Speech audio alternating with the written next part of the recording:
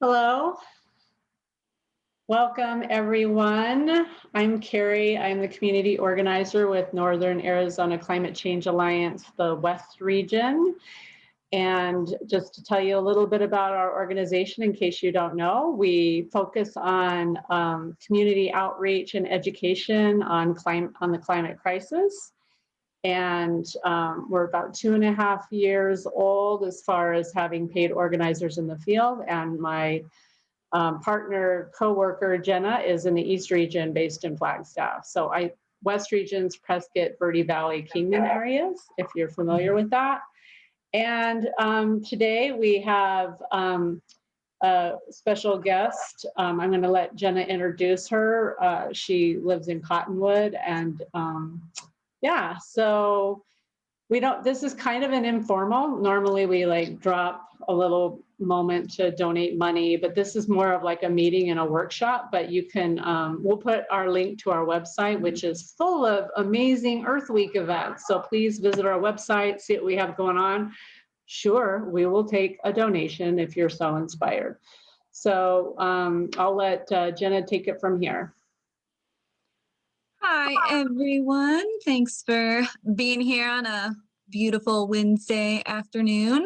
So Carrie and I kind of joke that this training is probably inspired by Catherine seeing our social media post and our lack of skills on it, but I'm so excited. It's such a useful tool for us activists, for scientists. I know social media can be intimidating, but the platforms can reach so many people, and I'm so excited for this. So our presenter today is Catherine Siri-Marco, and I got to meet Catherine in person a year or so ago, and we got to do that, and she's amazing. She's a data marketer, a PR professional. She's now teaching some STEM to high school students, and she has a really cool recycle laptop program if you guys are interested. And so she's gonna go ahead and show us some effective strategies. And then the second half, we're gonna do kind of have some conversation and brainstorming and figure out what we can all do as activists to do better work on social media. So welcome, Catherine, and thank you for being here. Thanks, Jenna. Thanks, Carrie. I'm gonna share my screen with everybody, and I will share a presentation as well. I'm going to put the link to that in the chat.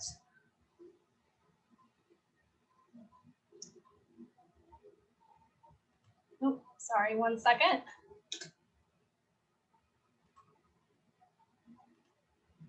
There we go. So hopefully everybody can see my screen now, and I'll start presenting. So today we're going to be talking about social media, and specifically I've come up with some examples of things that worked for us for the March Media Madness campaign that we just did. But as Jenna stated, that I want it to be more of a discussion. So yeah, if you could put your questions in chat, and we won't take up the whole hour with me talking, but I hope it to be more of a discussion. So feel free to chime in if you have a question at any point in time. So this first slide just goes over the different social media channels, and this came from social media for nonprofits specifically. So this is a link up here.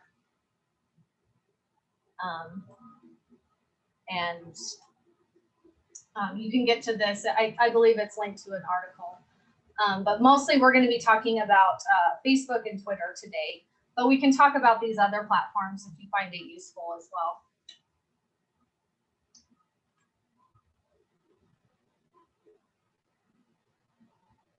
Oh, looks like it's going to there. There we go. So as Jenna stated, I'm a data marketer, which means I do all different source types of marketing, from email to search marketing, social media. but I primarily look at numbers when I'm talking about marketing and strategizing. So when I'm talking about social media today, we're talking about strategies that worked based off of the numbers that we saw in terms of engagement and also following. So when you're creating marketing materials, I always like to create things that are reusable. So for instance, on Twitter, I created a set of memes for March Media Madness. And those memes can be used, in email marketing or on a website or things like that. I don't like to create content that is just one and done. So, that's why reusable stuff, and especially things that aren't dated, do particularly well with social media. Because if you find something that attracts people, you can share it over and over again to your audience. So my strategy as a data marketer, especially if it's a new client, I just basically look at what has worked in the past and try and do more of that. And if I don't have any idea about what's going to work, then I go ahead and I just throw a bunch of stuff at the wall and see what sticks. So that's basically what I did for the March Media Madness, and we can see what worked and what didn't. So then I use numbers to analyze the strategy. I repeat what works, and then I try more. So for the Facebook posts for the March Media Madness, we did video, which consisted of in-person events like the shoe strike, and also protest at media outlets, and then also Zoom videos like the training sessions that you're doing. We did articles and shared event posts for Zoom meetings and also local events, and then tips that people can do to help their carbon footprint and help with climate change.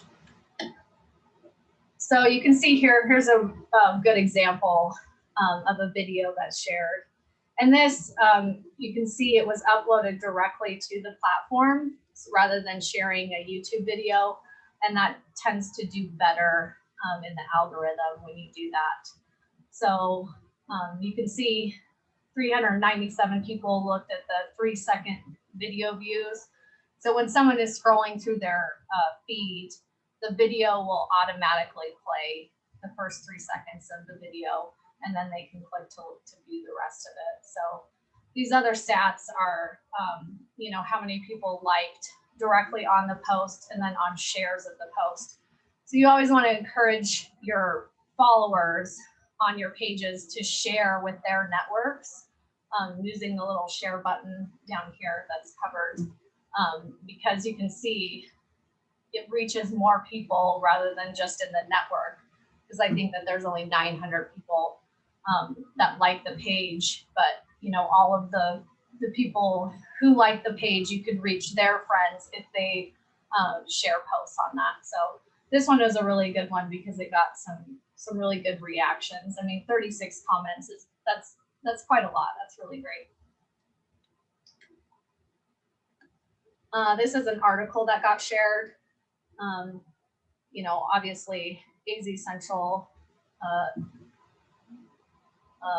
local publication, and this got quite a lot of interaction as well. So videos, articles do well on Facebook. This is a Earth Day event. So I know you can post events like this with just a flyer, or you can actually do an event in Facebook as well. Sometimes that can get a little repetitive, especially if you're creating an event on your website as well as creating it in Facebook. But it's however you want to do it. I would encourage maybe in the text of your events to ask the network of the people who like your page to share it with their friends to get more participation. And then regularly posting about joining the newsletter. So I find that email is probably the best way to communicate with your network because not all people look at social media all the time, but most people look at their email every day or at least every other day. So if you can use social media to try and filter people into your email list, then that can really help you out. And then finally, tips.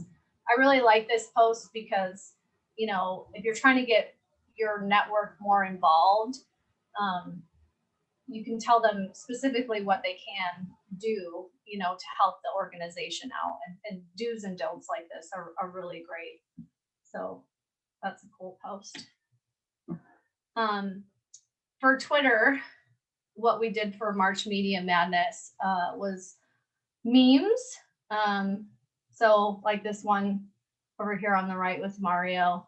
I also did nature photos. I have a list of celebrities that are climate change activists. So I did various things trying to target them. I also did network engagements, which include partnerships like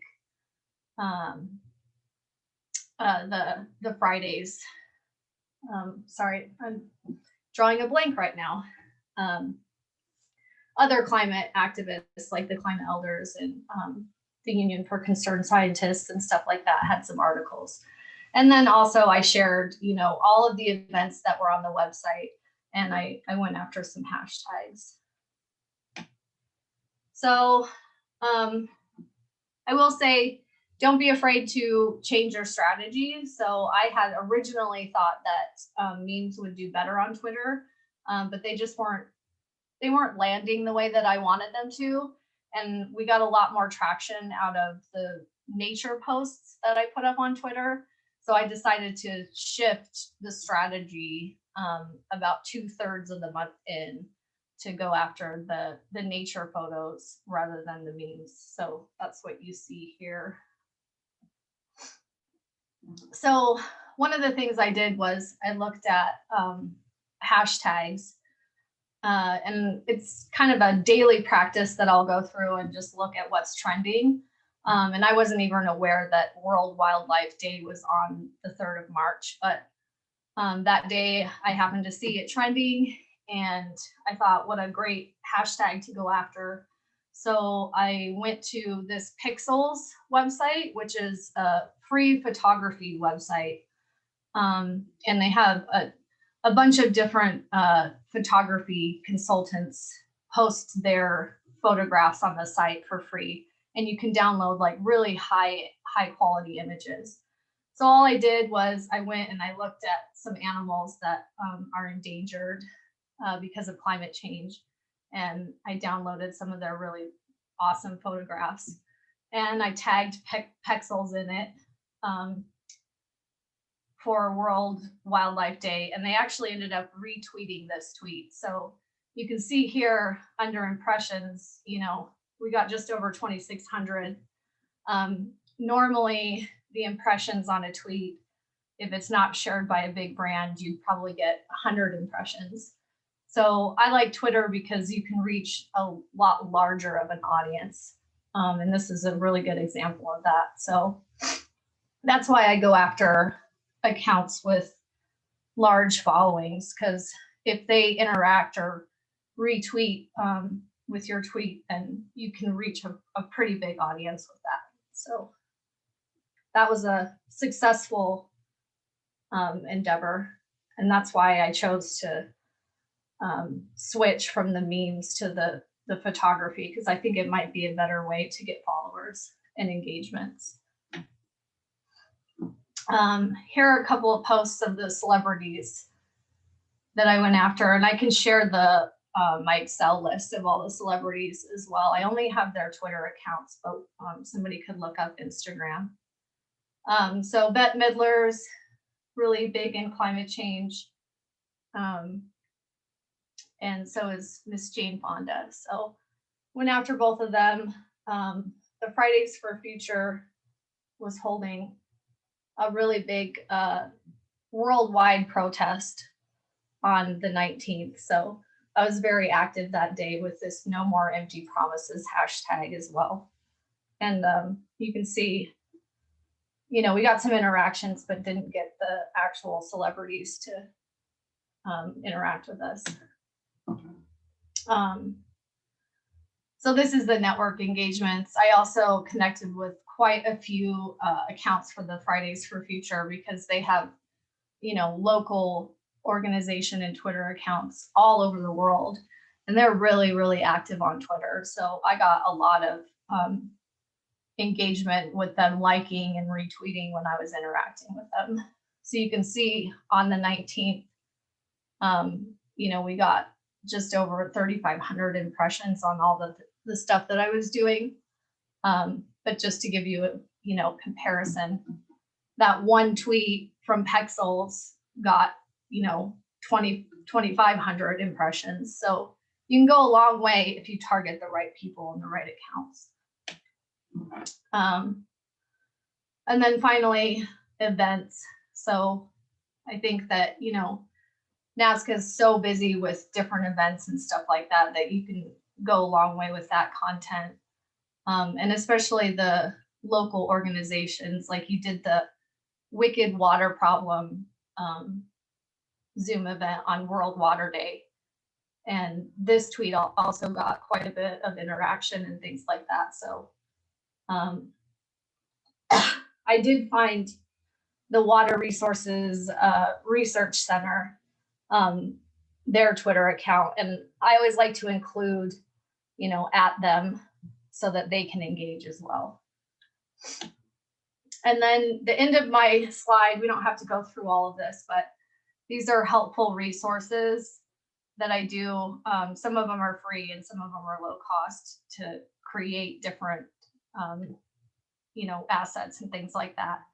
And then if you're looking for automation, there's a free account on Buffer. So you can schedule a bunch of social posts all at once, and then they go out at the scheduled time. So that's really efficient.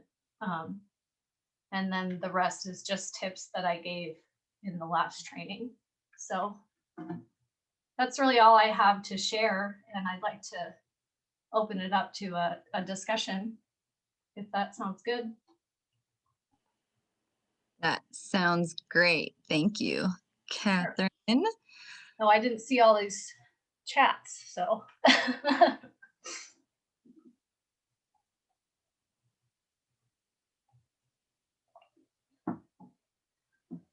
The live streaming of climate protests, Alfred, I think that's a great question.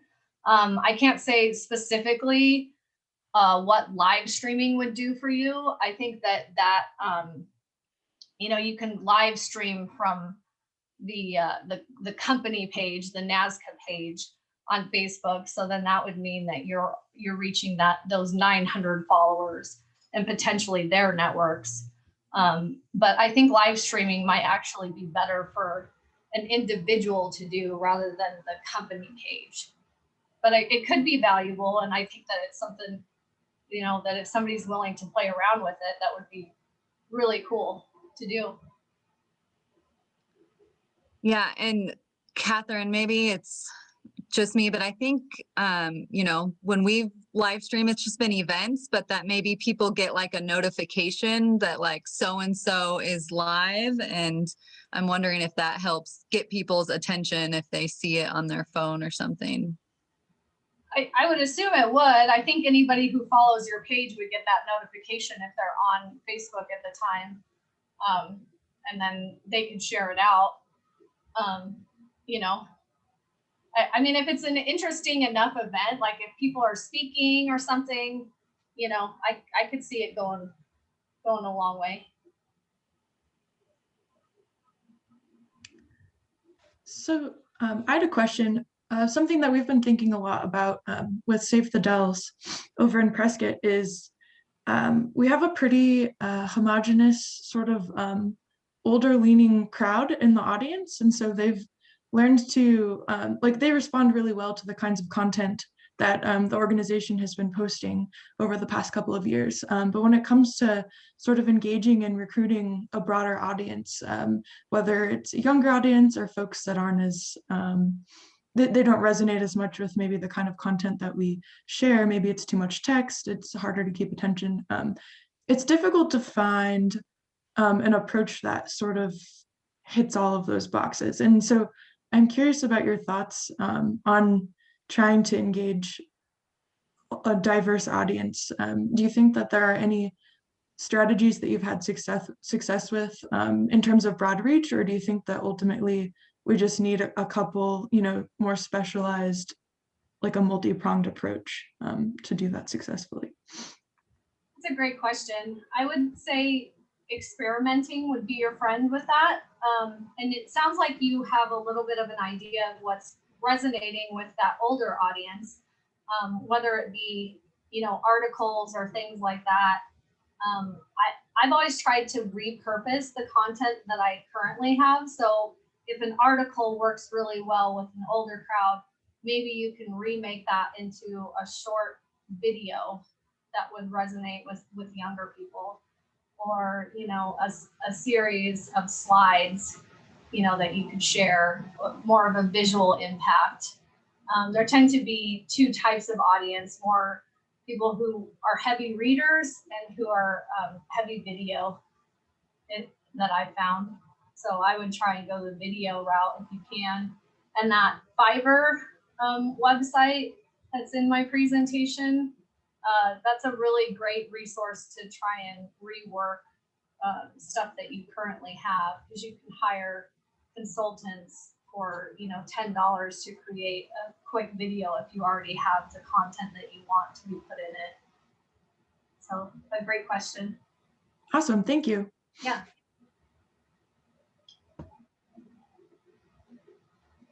Any other questions? You guys are welcome to unmute yourselves as well. We have a small group here, so feel free to do that.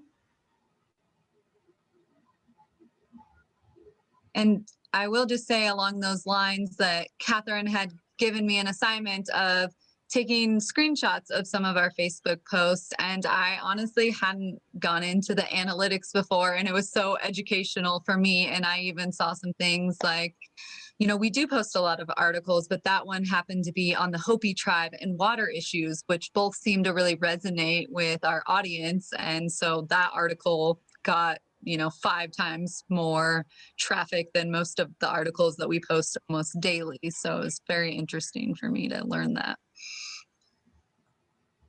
Yeah, I would experiment more with native type content if that resonated with your audience and it got shared a lot. And maybe even trying to connect with another organization on Facebook that specifically deals with Hopi water issues, if there is one. Alfred, you said something about a Facebook post that received over 150 likes. Do you have a link to that post? Well, I can try to send it out later. I'm a little shaky on my technology here. I don't want to lose the link to your meeting, but yes, I was amazed because it just was twice as many people as I've ever gotten from any post in the past. So yeah, definitely. I'd be really interested to see what it was, and because sometimes it's just the way you word things, or even the timing of day. Jenna, you talked about the analytics and stuff like that. That's why I like to use schedulers, because I can just go in and schedule different random times and see which one works the best. And oftentimes you'll find like Thursday evenings are your sweet spot, and you just keep posting. In marketing, we like to call it levers. So we find the jackpot lever and we just keep like chaining that, along. So it's just experimentation and things like that. And also I know NASCA is trying to get more volunteers for their online presence and stuff like that. So maybe we could brainstorm ways that the group could get together and, brainstorm on social media posts, and then help Jenna and Carrie out with the actual content to make it easier on them. So, I didn't raise my hand, Kaya. I'm sorry. Go for it. But this relates to your question, Kaya. I always hear that the videos that you post need to be like 2 minutes or less, or there's a little sweet spot there. Is that true? And what is that length of time? Sorry, you cut out there. Did you ask about the length of time? Yeah. Is it true that it has to be short in order to capture a certain number of views? Well, I think that there is a sweet spot. In one of the slides on my presentation, it gives the actual limits for each video post. And I think Facebook goes crazy. Like you can post hours of footage, but I would say something under 2 minutes would do better on Facebook. You know, it can be kind of overwhelming to see a link to a Zoom meeting that's an hour long. And I mean, you might break it into smaller chunks and see if you can find a video editor that will take out like a couple of really good tips from a Zoom meeting that you did and post that shorter clip and then a link to the full version. But yeah, that's a really good idea. And I think in terms of content for social media, video is king. I mean, that is the content that does the best on every single platform is video.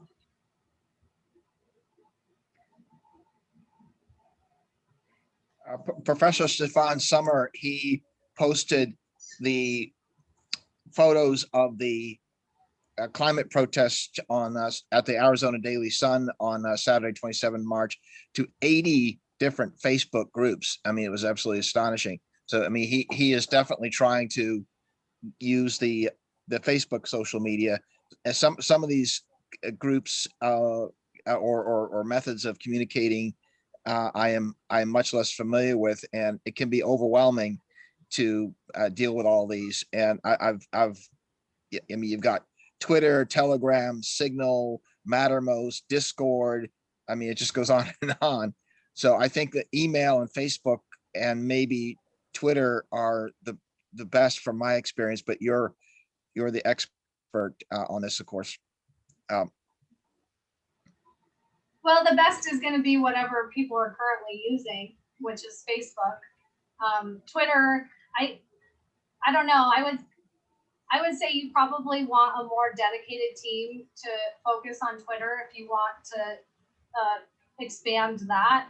And that might actually be better to get a younger crowd than the Facebook crowd. The Fridays for Future groups are really active on Twitter and they post a lot of video. So if you could get a team together that would, you know, be more committed to spending regular time to focus to Twitter, because sometimes you get in an issue where you're not consistent and you'll post a lot one month and then you won't post at all. So it's really hard to get a good handle on what works and what doesn't when you're not consistent. So, and that's why I like Buffer, because I can just spend an hour and a half each month and schedule all of the posts for that entire month. And it's really efficient that way. Yeah, and I'll just second that. Buffer is great. Catherine created me an account on there, but you can, if I'm right, Catherine, you can have kind of a team of people. So you can see someone did a week and then someone else could schedule for the week after that. Isn't that right? You can, yeah. That's so the team portion of it is part of the paid subscription. But what Buffer does is they offer a 50% discount for nonprofits. So I think instead of $60, you're looking at $30. So it's really pretty reasonable, especially if you can have a team of people doing it. And then you can also give your team member lower permission rights. So you would be the admin, Jenna, and all of the posts would need to go through you for approval, but they could still go in the platform and suggest stuff for approval. But it wouldn't go live until the admin had looked at it and clicked OK. I noticed that Greta Thunberg's Facebook account has more than 3 million followers, but her Twitter and Instagram accounts have more than 10 million each, which is sort of counterintuitive that people would be more inclined, or more people would be inclined to follow her on Twitter and even Instagram, which I am on solely because of Greta Thunberg. I would not be on it for any other reason. But yes, but I mean, 3 million is still, incredibly impressive. Absolutely. Yeah. And those are probably completely different audiences, because there's not too many people who really religiously use Facebook and Twitter. They're usually one or the other. There are some people who cross over from Facebook to Instagram, but there's not a lot of crossover between Instagram and Twitter. It's just a different demographic.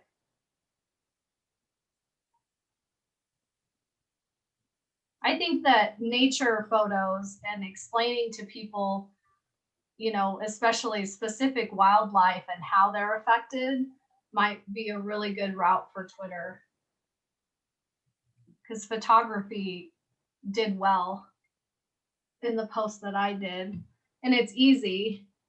I mean, you can get free photographs, and you can also, some of those profiles on that Pexels site have links to the photographer's Twitter accounts or Instagram. So you can even tag them. And then if they share it with their network, you can get more engagement.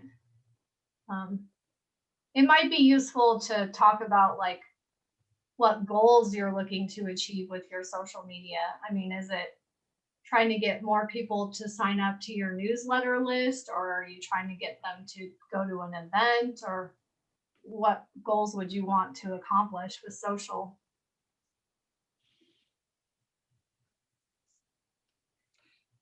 Well, I mean, one of my goals in posting is to try to educate people to the climate crisis. So if I see good articles or images, I try to spread them through my personal Facebook page, news feed, and try to do that for other people, as well.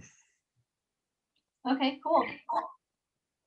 That's Something I've been thinking about is I was just thinking back to timing and how the point during the day at which you're posting can impact. Probably it's different across platforms too because of the audiences, but have you noticed any changes throughout the past year as folks kind of daily life and work schedules are upended? Have you noticed any differences between some of the prime times that used to exist and the ones that seem to be successful now? I think prime time has widened because people are on their devices more. They're working from home. They're also sitting at home. So I think that there's more eyeballs on screens these days. That's just my personal anecdotal opinion on that. I don't really have a lot of data, but yeah. Kaya, does Save the Dells use Instagram and Twitter? Yeah, so they'd had the Instagram up and running. I came on recently in January. The Instagram had been going strong for at least a year or two, I think. And we're working to start up our Twitter account. I think that was the platform that folks were less familiar with originally. And so it's my little experiment now. So this is great, kind of hearing about all the things that you've employed for the March Madness campaign. So yeah, Instagram, in my opinion, it's one of my primary platforms that I use. Something that I've noticed is that it's a great opportunity to share photographs and visuals in the same way that Twitter is, and also to sort of take an educational approach with the younger crowd, because something that's developed is kind of a culture of like activism and learning for younger folks, especially even down to like the Gen Z level. So we're really trying to figure out how we might be able to leverage that. And I think your idea of maybe repackaging the things that resonate on Facebook with our older crowd in a way that might be more visually appealing and a little more simplified down to like the highlights, that might be a good thing for us to try in terms of getting some of that more educational material out to younger folks. Yeah.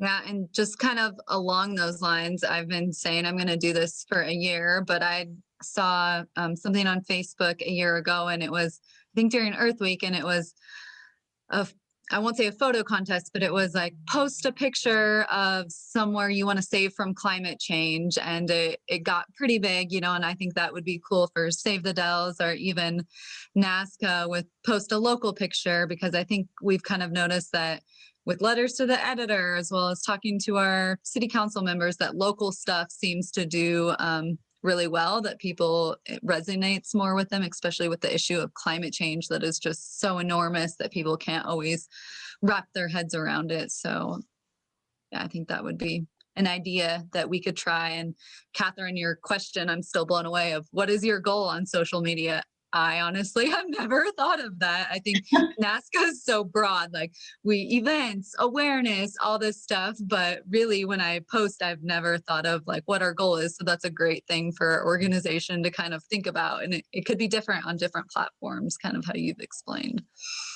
Yeah.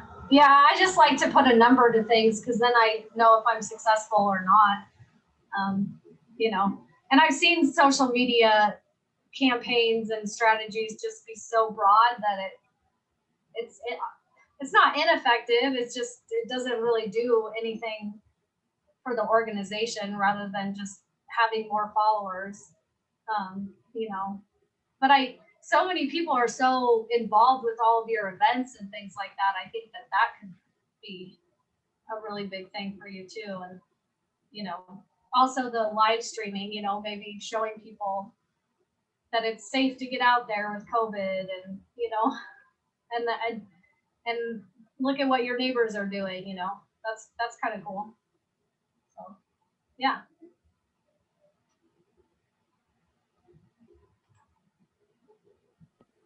This is a part two, right, Catherine, of you had another, so in our video library, there's another one of these recordings if you wanted to in your own time. Look at that. I'm sure that'd be helpful too. And we'll send out, I do have another question. I'm not trying to wrap up, but we will send out a follow-up email that has a bunch of resources that Catherine has helped us with. But Catherine, I wanted to ask, I've seen some people using Twitter to target politicians, and I actually was able to find like a list of Arizona politicians, and I had like their Twitter handles and all that stuff. And I wanted to know if you had any tips or I've never done it, and I just was kind of curious if we could use that to, you know, send climate change stuff to our politicians. Yeah, that's a great idea. I forget what the platform was, but it was super stalkery, where you could you could find out when, because most people post like at the same time every day, or they're on their phone at the same time, you know. And so there was this app that I had seen where you could find out, it would run an analysis and you could find out when they were on the platform, because you want their eyeballs on that screen. So what I would say is, if you're going to reach out to somebody, don't do it like I did, how I just tweeted at somebody. Wait until they're on the platform and post about something, and then reply to that post. And especially if you're one of the first comments right after they posted, then that can be particularly effective. And also, you know, if they're posting about sustainability or climate change, you know, a related topic, they're not posting about immigration or whatever, you know, and you're chiming in with climate change. So, and then also Twitter has a really cool advanced search function. And I might just pull it up on my screen here. Let's see. Because you can search. Let's see here. I'll share my screen.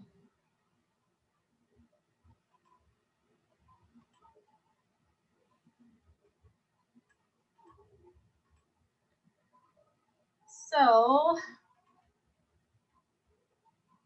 This is just the home page.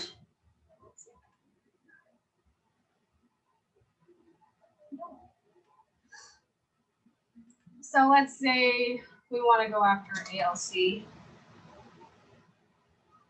So I'm just on mobile.twitter.com.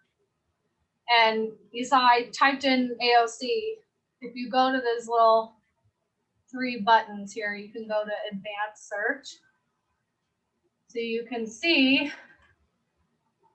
different ways you can search. So let's say I want all of AOC's posts for climate change. So all I did was I typed in climate change. So it's going to show me all of her posts with climate change in it, and from this account. And I can also do things like dates and things like that. So if you want to know, you know, a post of something that somebody has done, then you can find all of them. And it'll show you the most popular ones first. So you can see these are all of her climate change posts. So you can also, you know, if you're commenting to one of her posts, you can reply. If you copy this link and then when you reply, paste that link into the reply, then it will show her tweet about climate change. And so that's a really good way to see what politicians are talking about what. And also get an idea of how they use language. Because I always like to mimic how people are using language. If they're consistently using the term sustainability and they stay away from climate change, then when you talk to them, you want to use that term sustainability rather than climate change. So that's my bit. When you showed us that advanced search on Twitter and you put in the specific term climate change, would that get related terms like the climate crisis, climate catastrophe? So it has to be an exact match to climate change? Correct, yeah. So there are fields in that advanced search. So the one I filled out has to contain all these words. So it has to contain climate and change. But there's another field where you can say, can contain any of these words, and you can say climate, sustainability, global warming, all of that stuff. So you can find related terms that way. That was so useful. And I'm not going to lie, I'm going to look up some local people and see if they've ever made a tweet about climate change. And, you know, it kind of goes back to March Media Madness. Newspapers aren't posting about climate change, but maybe our politicians aren't ever have, you know, maybe they've done 1,000 tweets and one is on climate change. That's a big deal to me. So that was a very helpful tool that I did not know existed. Yeah, yeah. And I think that, you know, if you just get curious about what politicians are doing, because we had a lobbying meeting with the GOSAR's person the other week, and you know, he talks a lot. His big thing was like the solar panel farms that they put in. So GOSAR probably wouldn't post about climate change at all, but he probably has multiple posts about solar energy, you know, which, I mean, it might not be your direct ally, but it's a step in the right direction.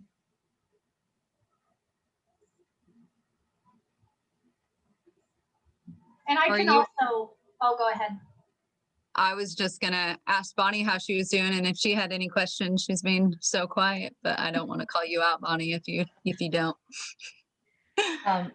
I did wonder, Catherine, if the buffer tool that you mentioned, what platforms does that allow you to schedule?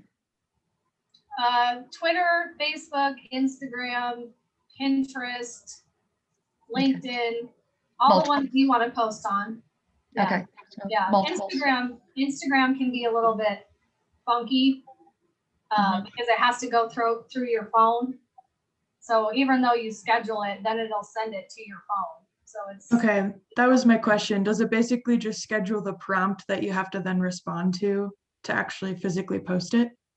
Yeah, I believe that if you set up a special Instagram account where it's an Instagram business page, then you don't have to push it through your phone. Basically, they're just trying to get you to spend money on their advertising platform. So, but you can schedule things. It's just a little bit funky on Instagram. But for the rest of the platforms, it just kind of automatically posts. It definitely automatically posts, yeah. Yeah. And Once you you can- plug it in, it goes. Good. Yeah, and you can schedule posts on Facebook within the platform too, so you don't need Buffer for that.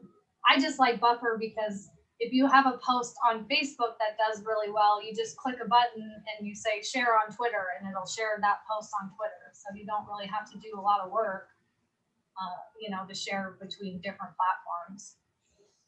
So it's really efficient. And I was also going to say that you can set up what's called Google Alerts. And so you can target specific publications and keywords for climate change. So you can have, any article that has the word climate change come to your email box if you set up an alert through the system. And I probably don't have time to go through and set up and show you how to do that today, but I'd be happy to do that at some other point if that would be useful to the team. Yeah, I find Google Alerts to be extremely helpful in finding coverage of the climate crisis from around the world. So that's an excellent point. Yeah. Okay. Well, we can talk about that, Jenna. Yeah, that sounds great. I am like the worst millennial ever because I learned so much today and this is so helpful. So thank you so much, Catherine. You're welcome. Yeah, my pleasure. Any other questions? That was about a year and a half ago, Catherine, you did a presentation at the Cottonwood Library, and that was my big takeaway. Talk about, I'm so bad. I'm like, wow, Google Alerts, that sounds amazing. So It's really pretty cool. It's very nosy. I really like finding things on the internet, so anything search related is fun for me. Yeah. There's a lot of neat little side tricks that you can do with automation and making your life a lot easier with marketing. And that PDF from that library training is on my website as well, the link that I shared in the chat. You had mentioned that the previous portion of this talk was recorded and posted somewhere. Will there be recording available for this section too? Awesome. I know there's some folks that weren't able to make it today that would definitely benefit from all of this good info. Yeah. Yeah. So I don't know if we want to set up like a follow-up for the social media discussion or how we want to work this moving forward. I'm happy to share my email and people can email me questions. Yeah, that sounds great. I always want a follow-up, so I'll work with you if you're willing. We would absolutely love that. And, maybe we can even kind of talk about, we can all do some homework and come back with kind of what worked or what our goals are and stuff like that. So I think it would be neat to kind of take it to the next level now that I have some tips to try out. Yeah, cool. Yeah, I would be very interested in knowing the goals of the organization and helping achieve that. For sure. That is something in our most recent board meeting we discussed, just kind of revisiting the goals. It's been a while since they were created. And so we do have a committee of board members that are going to be reviewing and, possibly tweaking a little bit with the goals for the organization. And I can certainly take back to that group how do we incorporate then within our goals? How do we incorporate what the goals are for our use of social media? That's a great idea.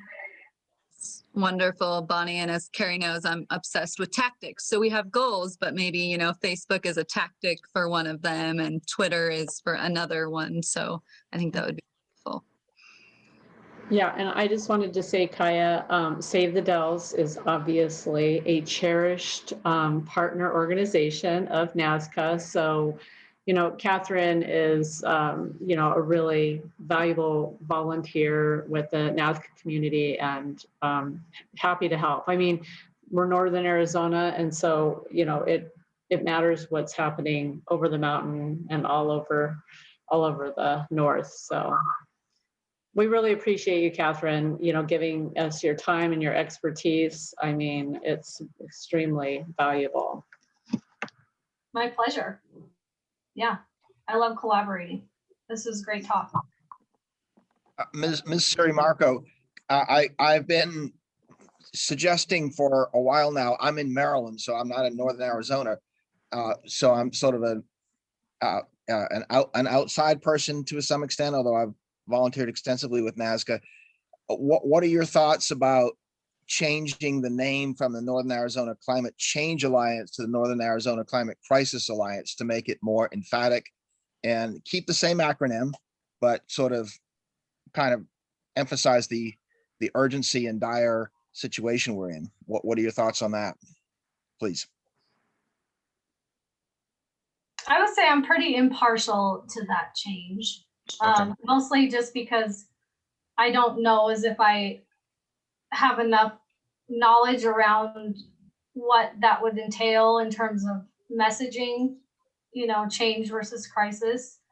I don't know. I think that that's specifically a discussion for, the board members and how they see what the messaging resonates, because in terms of marketing, I always go with the messaging that resonates the most towards your goals. So Yeah, it sounds like Bonnie's going to have to take that one to the board too for the goals and hot topics. yeah. Well, and when I'm speaking or when I'm writing, I generally use the term climate crisis because, as Alfred said, it is impactful. So I generally do, and I think that we can all continue to do that. Also, to use the terminology of climate crisis in our writing and in our speaking, even if we did not choose to make a change to the name of the organization. Mm-hmm. Yeah, I agree. It seems like more and more people are seeing it as the crisis that it is, needing, the action right now that it needs and the attention it needs. So it's worth a discussion for sure. Yeah, and something like that could even be rolled out as like a marketing strategy and a campaign that we took the logo and we did graphic design and put a X through the change or crisis over the top of it. And it was just like a 6-month campaign as to why you're doing that, but we leave the original branding, but it's just an idea. Mhm. But yeah, I'm all about crisis too. Like even just climate change, it's like, for where we're at right now, it's very, esoteric and, existential. I mean, crisis is definitely stronger, but yeah, I'm not a board member, Alfred. Good luck with that. I'm not a board member either. So, but I was a board member of the Vegetarian Society of DC for more than 15 years. And I unsuccessfully tried to get them to change the name to the Vegan Society of DC.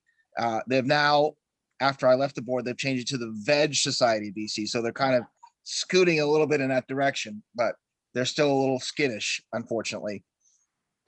But I appreciate the thought, and because, these kind of conversations can really spark some new ideas and, in the work that we're doing. So I appreciate you mentioning it.